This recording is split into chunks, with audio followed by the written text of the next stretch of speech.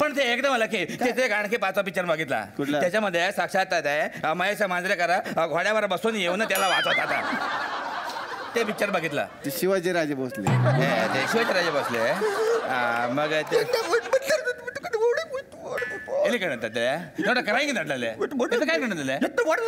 थोडा तिला वाईट वाटायला कारण त्याचा आणखीन एका नवीन चित्रपट त्यांनी बघितला. कुठला? त्याच्यामध्ये ते तो शेवटी मरताना दाखवला. कोकणामध्ये शूटिंग झाली होती. तो मरते नंतर कावळा होते. काका स्पर्श ना. तो 2च पिक्चर बघितले.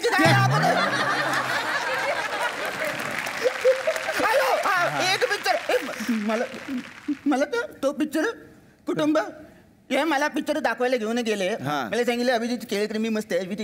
कुटुंब मध्ये 3 तास बसून राहिले मी. मला केळकर दिसले नाही. रामय्या ते केळकर त्या चित्रपटामध्ये आहे. ते पॉपकॉर्न खात होते. पॉपकॉर्न खात होते. ते पॉपकॉर्न पडला. तू खाली वागले. केळकर आले उचलले पाटके गेले.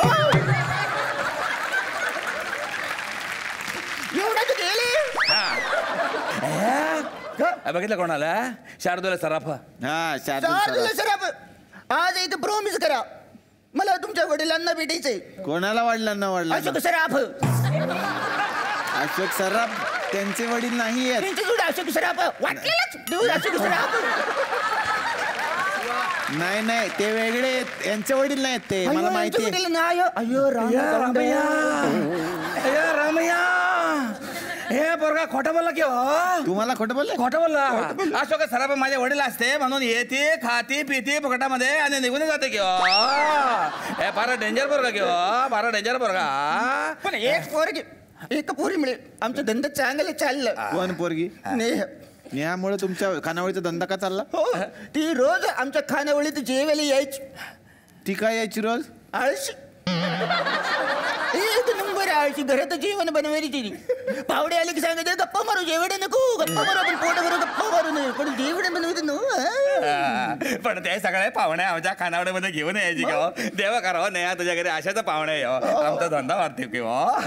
अरे काय हे मंगे कवी या मागे कावे याच्यामुळे आम्ही प्रॉफिट मध्ये आलो. मोठा पैसा वाचला आमचा. ह्याच्यामुळे कसं? हिला पेंटिंगची सवय आहे. आमच्या सगळ्या खानावळीच्या भिंती हिने पेंटिंग केल्या. तिने पेंटिंग केलेल्या आहे का त्या खोलीला आम्ही नाव दिला. कुठलं? Paint house. रमैया कोण? वाघ. मयुरी वाघ. यांच्यामुळे आमचा धंदा बसला. यांच्यामुळे कसं काय बसला? प्रॉब्लेम आहे किती प्रॉब्लेम आहे. हिला आपण चटणी वाढले की त्याच्यामध्ये चिकन शोधायची. चिकन वाढला की त्याच्यामध्ये डाळ शोधायची. डाळ वाढले की त्याच्यामध्ये वांगे शोधायचे. मी म्हणणार रे याच्यामध्ये काय शोधते? ते म्हणले शोधायला की सापडते. शोधायला की सापडते. सगळीकडे बोंबा बोंब झाली. काय तुमच्या खानावळीत कोण जेवायला येते? तो वाघ जेवायला येते. कोण आज आम्हाला कोल्हे येणार होते त्यांना कळलं वाघ आले ते आले नाही. कोल्हे पण वागेल का नाही तर काय? रमैया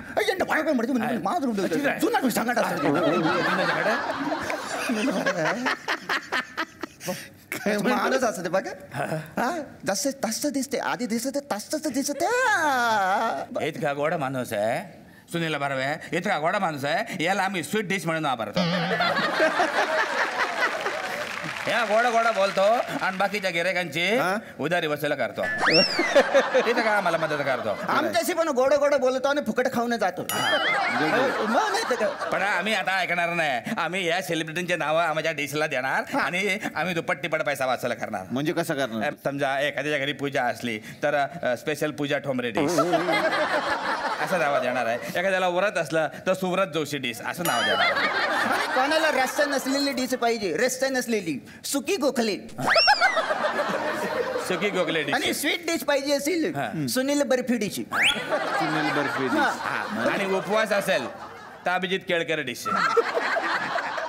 पण एक माणसावर माझा खूप राग आहे. ती काय राग तो व्यक्त करायचा आहे? चंद्रकांत कुलकर्णी सर. त्यांच्यावर राग आहे? त्यांच्यावर राग आहे. कुठला राग आहे? सांगू मी कुठला राग आहे? सांगा.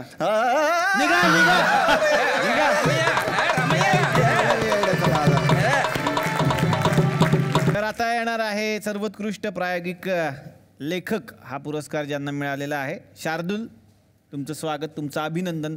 आणि काय आहे जनक हे नाटक आम्हाला जाणून घ्यायचं आहे. जनक ही एका कुटुंबाची गोष्ट आहे आणि त्या कुटुंबाची गंमत अशी होते, एक दिवस त्यांच्या घरात अचानकपणे लाईट बिल जे येतं ते काही मोठ्या आकड्यात म्हणजे जवळजवळ 65 लाखाचं लाईट बिल घरात येतं.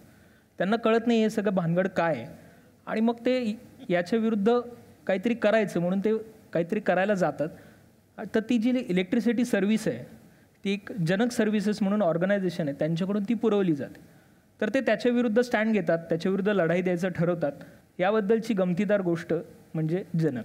वा वा, तुम्ही नक्कल पण उत्तम करता हे आम्हाला हो, कानावर शार्दूल खूप चांगल्या नकला अनेक करतो. हो, लोकांच्या हो. करतात. मी आता जरा डेअरिंग करतो आज वा, आणि मी चंदू सरांची नक्कल ओ करतो. मग तर काय आज मौजच. मी सरांना फोन केलाय, माझ्या नाटकाचा प्रयोग आहे हे सांगण्यासाठी. नेहा तू मला फोन कर आणि सांग की सर माझा या तारखेला प्रयोग आहे. तर नेहाचा फोन आला, इथून सुरुवात होते. Hello hello. हा हॅलो बाळा, बोल बोल. अरे बरेच दिवस झाले, कुठे आहेस तू? काही बोलणं नाही, काही नाही, काय नाही. हो मला कळलं, खूप छान चाललंय तुझं, मला कळलं. तू कुठलं नाटक, मला माहिती आहे. हो छान छान छान. अगं नाही बाळा, काय होतं माहिती? हा काय काय काय काय हा काय नाटकाचा प्रयोग हो, आहे नाटकाचा या प्रयोग मला शनिवारी. कळलं. 23 तारखेला आहे. हो गो मी सर, येणार, या पण ना काय तुम्ही. प्रॉब्लेम हो गो? नाही नाही यायचे, पण काय होतं नाही, मी खूप खूप काम, पण मी प्रयत्न हो हो हो बाळा, हो okay okay okay okay okay bye bye bye.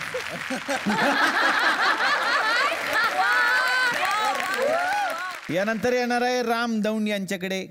मला हेच विचार, तुम्ही दौंडचे काय? हो, म्हणजे खूप अगदी 300-400 वर्ष झाली तेव्हापासून मग नाशिकात आहोत. पिंपळगाव बसवंत. तुम्ही 300-400 वर्षापासून आहे तुम्ही? नाही, मी नव्हे. माझे जे काय असतील पूर्वज म्हणायचे, पूर्वज ते म्हणायचे. स्थायिक झाले इकडे. दौंडला जंक्शन आहे, तसंच हा एक जंक्शन माणूस काय. आणि आता कल्याण जंक्शनला त्यांची कल्याण वा, जंक्शनला वा, वा, वा, पण कल्याण जंक्शन जंक्शन. सोडत नाही मी शक्य. खरंय. आणि तेच झालंय सर, सर्वोत्कृष्ट प्रायोगिक नाटक हा पुरस्कार हे राम या नाटकाला मिळालेला आहे. अभिनंदन खूप सारा.